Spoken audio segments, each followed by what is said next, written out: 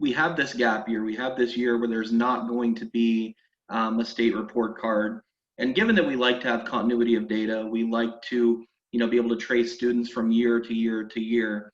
We think this year, this unique circumstance with the coronavirus might provide the opportunity that is necessary to make some tweaks to the report card. And I think I should preface the discussion by saying, our goals and our thoughts aren't to, entirely wholesale change the report card. I think many of us would agree we've arrived at a good spot. We've arrived at a report card that is useful, but we think there's some ways that can still be improved that we're going to highlight.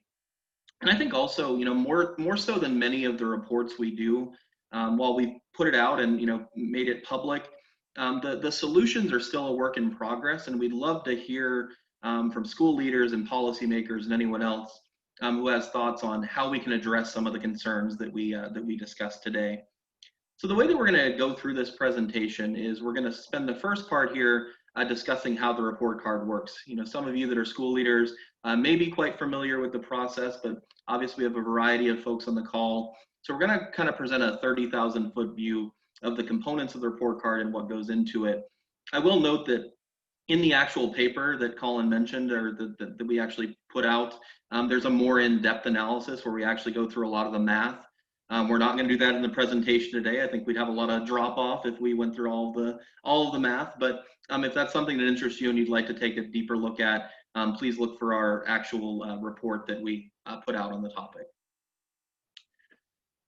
So there are many components of the Wisconsin report card. There are a lot of factors that are taken into account. This chart here is just going to sort of show some of the major components. We're going to go through on the subsequent slides in more detail. We have attendance and graduation rates. We have student absenteeism and dropout rates. We have gap closure, which is the extent to which schools are helping to improve the performance of students who tend to, across the state and across the country and world, really perform more poorly on average. And then we have growth and proficiency that work together in a pretty unique way based on the student characteristics in the school. All of these components together are what make up our state's report card. I think, most people would say most of these, these are sufficient components. There are some folks out there that would like to see the inclusion of some, character measures and things of that nature. Those aren't the things that we're going to discuss today, but those are certainly things that are worthy of discussion in general. So now we'll just go through briefly and describe what each of the components means. I think most everyone on the call will be familiar with student achievement. This is the proficiency rates on the forward exam over the past three years.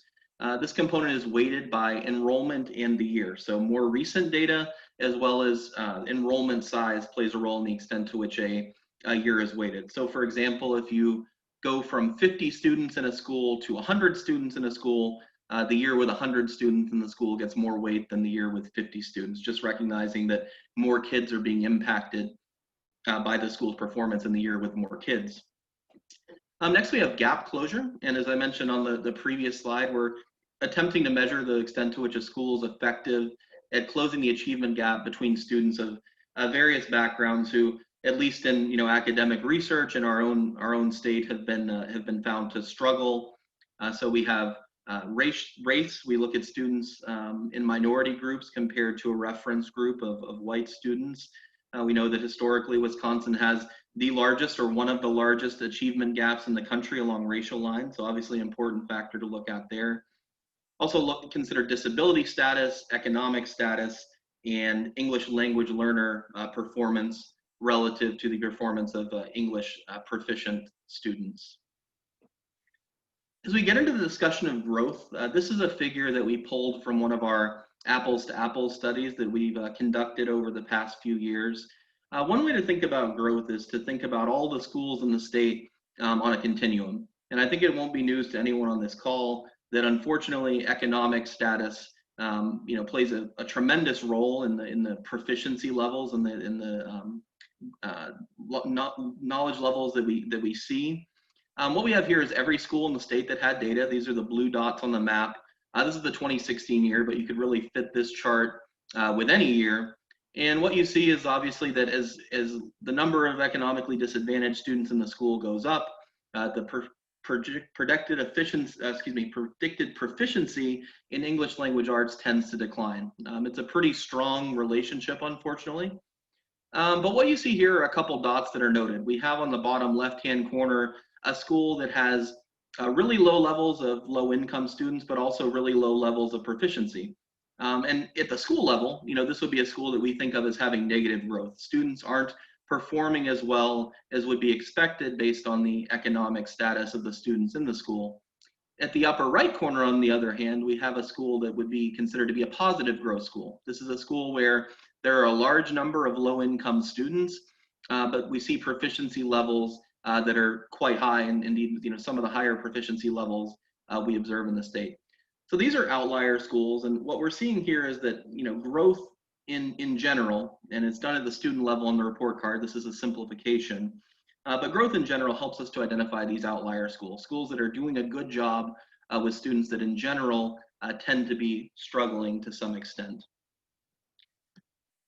So again, that was a simplification, because if we look at the actual report card, this is done at the student level. We're comparing student performance year on year, but we're taking into account the characteristics of the students in projecting what growth would be expected to be. So we're taking some of that data from the previous slide and making projections of what would be expected, then comparing it to the level of growth that students actually have. And schools where the performance of individuals in those groups exceeds expectations, so schools that fall above the line at the individual level, would have a positive growth score. And obviously schools that fall below that line, where performance is lower than might be expected, receive a negative growth score. Another component is OnTrack and post-secondary readiness. Combination of several measures, graduation rates, attendance rates, third grade reading, and eighth grade reading. Obviously, these are not all available for every school in the state. For example, obviously non-high schools don't have a graduation rate. K through 5 schools don't have an eighth grade reading proficiency. So these factors, weights in the model, depend on the composition of the school. The only deductions that we have on the report card are for absenteeism and dropout rates. So if a school exceeds a certain threshold of absenteeism a year, they get a deduction from their report card score. And for high schools, if a school has a high enough dropout rate, they also receive a deduction from their report card score. Think of those as sort of the final components that go into the model. So how do we put all this together? Well, in general, it's fairly straightforward. I mean, there's a lot of math involved, but it's sort of a process that takes all of these components into account to the extent that they exist. But the factor that makes the most complication is the number of low-income students in the school. So one of the changes that was made in the last few years on the report card that absolutely was a positive is that given that we again tend to find lower performance of students from low-income backgrounds on their report card and on the forward exam and on tests in general, we wanted to incorporate growth into the report card. So below in the chart, you see 3 hypothetical schools. A school with no low-income students, and again, this is based on a particular grade level of the school. Some of the other weightings may vary slightly, but their report card performance is based primarily on proficiency. So 72% of this school's score would be based on proficiency and only 8% on growth. In the middle, you have a school with about 30% low-income kids, and here we see sort of a more even divide between proficiency and growth, about 45% of their score being based on proficiency and about 35% on growth. At the upper end of the spectrum, where we have schools with greater than 60% low-income students, we flip the script. We're essentially the opposite of a school with no low-income students. Their score is based about 8% on proficiency and 72% on growth. So obviously, we've set up a system where the division between growth and proficiency is largely determined in a school's report card score based on the economic status of students in the school. Schools with many low-income students have greater weight on growth, and schools with very fewer low-income students have a greater weight placed on proficiency. So that's our 30,000-foot overview of how the report card is conceived. Again, I'd encourage anyone who wants a more in-depth look to take a look at the actual policy brief that we've put out, because we do go through not all of the math, but a lot of the math that goes into the report card. Now we're going to discuss some of the issues that we see with the report card, that are particular to our choice and charter schools in the state, and some that are more generally applicable as problems as well. This first problem tends to be a problem that we see in our choice programs, is that choice schools tend not to have I say an undercount here, but that makes it sound like it's something intentional. It's certainly not intentional, but schools tend to have a lower count of the number of students with disabilities as opposed to if those students were in public schools. This was a topic of discussion when the school choice demonstration project was being conducted in the late stages of the previous decade. I put here a citation to Dr. Patrick Wolf, who's at the University of Arkansas. And one of the many studies that they conducted was to try to determine the true rate of disabilities in choice schools throughout the state. If you look at the DPI report card results, you'll tend to see about 2 to 3% of students in choice schools being reported as having a disability. But what Dr. Wolf found is that rate is actually 3 to 4 times higher. The reason for this at the time was that choice schools saw little benefit from identifying students as having a disability. The voucher amount was, the same either way. But if you talk to parents, as they did through a survey, and ask them whether their student has a disability, or if you look at whether the student had an IEP when they were in a public school, you find rates that are about 3 to 4 times higher. So this is what we're calling an undercounting of the number of students with disability. Because disability is a factor in a school's growth calculation, it's important to get an accurate measure of this as much as we can, because undercounting of students can harm scores.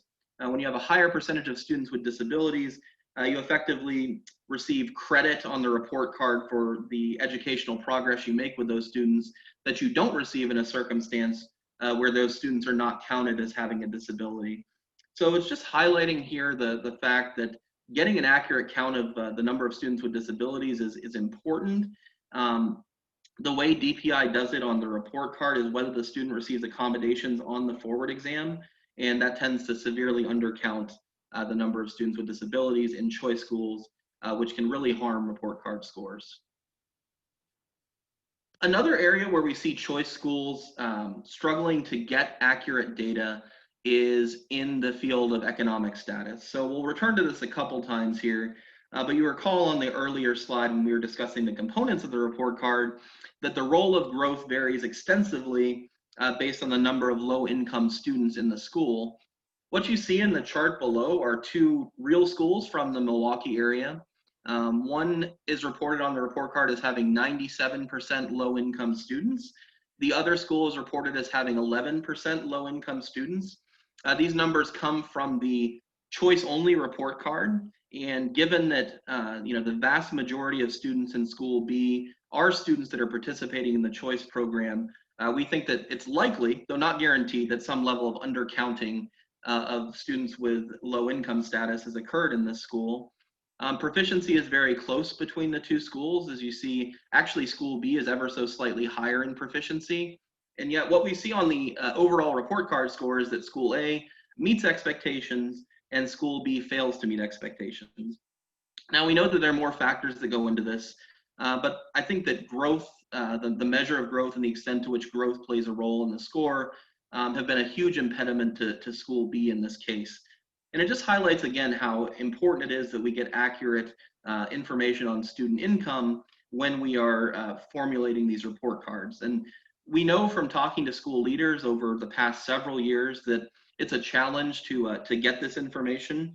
When schools don't participate in the school lunch program, there's little incentive for parents to fill out and return information about income. You're sort of just asking for parents' income with no benefit to the parents. But I think what this shows is, this is where we like to work with folks and, get some ideas. How can we make it more, how can we incentivize the collection of this data? Or how can we sort of highlight to schools the importance of, being as active as possible in getting this data? Because it does make a huge difference in the report card scores that a school will receive. A third of the 4 problems we'll discuss is the idea of school systems. So some choice schools in the state belong to what we generally refer to as school systems. There are a couple advantages, at least there are probably more advantages than what we list here to belonging to a system. Being in a school system allows a student to keep their seats when they move from one school to another. So if you're going from the system's K through 8 school to their high school, you don't have to go through the enrollment process that you otherwise would, and have the potential of missing out on being enrolled in the high school. Systems also allow the schools to not face individual level audits. They can have one audit for the system instead of for each school under the system. So there are advantages to becoming a system, and we have a number of schools that have taken advantage of that over the past few years. The problem comes in because DPI won't allow these school systems to get individual report cards. And the result of that is that if you're just a system that has elementary schools and high schools and middle schools, you're effectively getting one overall report card score for all of those schools. I think it's pretty easy to see why this could be problematic. To the extent that schools themselves might like to make use of the report card for the individual sort of individually assessing their school quality and where they need to improve, it makes it more difficult to do that. But also from the parent side, if parents are trying to assess where they want to send their kids, knowing that this is a grade for the overall system and we don't really have much information on the quality of an individual school, obviously that could be problematic in our school choice process. We have examples of systems in the state already that are able to get report cards for systems and for the schools themselves. Obviously, our public schools in the state are all part of school systems, yet they get a district report card as well as a school level report card. And our charter schools that are under the district, so our instrumentalities and non-instrumentality charter schools, get an individual report card as well as being part of the district's overall report card. So we think that this should apply to choice schools as well. And I think of the ideas that we're presenting here, there's at least the potential that this should be something of a bipartisan idea. I think from the choice opponents, you always hear they want additional accountability. Well, here's an example where I think additional accountability can help everyone. We can allow parents to make a better assessment, allow schools to have more information, and maybe to some extent it's adding to the myth that these schools aren't accountable, the sort of dispelling that myth even further. The final problem that we want to discuss, and one that we think is definitely the most controversial, is the idea of the weight that we're putting on growth. So you saw the couple schools earlier. Here I'm providing 4 examples of schools with extremely low proficiency that are all in the Milwaukee area that are meeting expectations, largely because growth is such an emphasis once you reach a certain threshold of low income status. Now, I know it was hard work to get growth included, and I think absolutely growth should be weighted heavily. But I think to some extent, this is the reason that Milwaukee public schools are no longer ranked as a district that's failing by the state, because they're high enough in low income students that they're no longer qualifying as failing to meet expectations. I think we might want to consider somewhat of a reweighting of the extent of growth, keeping growth in there, but maybe lessening the extent to some level, and that's something to discuss in more detail. We make a couple suggestions, I think, in the study itself. But I think these numbers, while we know that growth is important, we'd like to see somewhat of a higher level of achievement eventually in schools. Certainly, maybe not to the level that you'd expect in a school with fewer low-income students, but higher than 2 to 4%. So just a summary of what we discussed here. Again, we think this might be the most opportune time we'll have in the years to come. Knock on wood, assuming we're not going through this in subsequent years, a similar situation. But given that there's going to be a gap anyway, it might present the opportunity to make some changes. So for policymakers, I think there are a few things that could be considered. Consider a revision to the weight of growth in the report card. Again, not taking it away, but maybe making the sliding scale a bit more dynamic so that we're not at a cutoff at the 60% low income. Everything is up to 72% weight on growth. And maybe adding an upper and lower bound on the weight of growth. Those are a couple ideas. We're certainly open to other suggestions as well. Allowing private school systems to receive report cards for their schools. So again, let's make it fair. Let's make it more accountable, quote unquote, by letting schools have individualized report cards. And then how can we provide incentives for getting accurate counts of not just income data, but disability data as well? And for school leaders, again, to the extent we can get the message out there to folks that getting accurate measures of these data are important, with the 10,000 other things on your plate, we'd like to, just highlight the fact that getting accurate measures can affect your report card scores, which obviously, might have some level of an impact on future enrollment trends in the school as well, and can help bring in some additional students. So with that, I'll turn it back over to Colin and see if we have any questions. Thanks, Will. Yes, if you have any questions, please feel free to, or comments or ideas, we're open to those. If you want to put them in the chat, send them to me and I'm happy to put them to Will. Otherwise, feel free to email us. Will's email is flanders@will-law.org. We'd be happy to send you the policy brief, a recording of this, this video, as well as answer any other questions or any of the comments you might have about the school report card. One idea and comment, Will, that I think you should address is, this comes from Chuck, who says, consider changing the metric for who qualifies for low income from school lunch to WPCP and MPCP Racine program income qualifications. I know some of those income qualifications are different, but what do you think about that idea generally?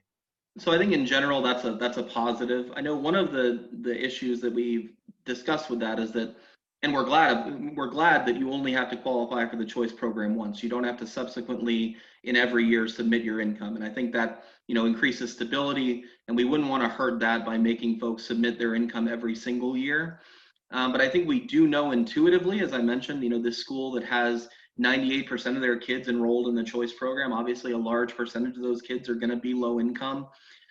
So the extent that we can, maybe make that a useful measure, but the issue comes in with, we don't get that measurement every year, and I don't think we want to start making, parents submit that every single year. So that's one of the potential issues there.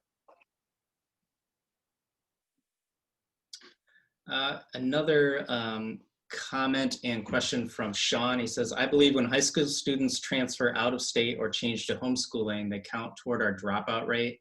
Can that be changed since the students are not dropping out in those cases? So that is actually an interesting question that I don't know the answer to. If that's the case, I think that's a worthwhile addition to sort of a plate of revisions, because yeah, if you're changing schools or leaving the state, that certainly shouldn't be counted as a dropout.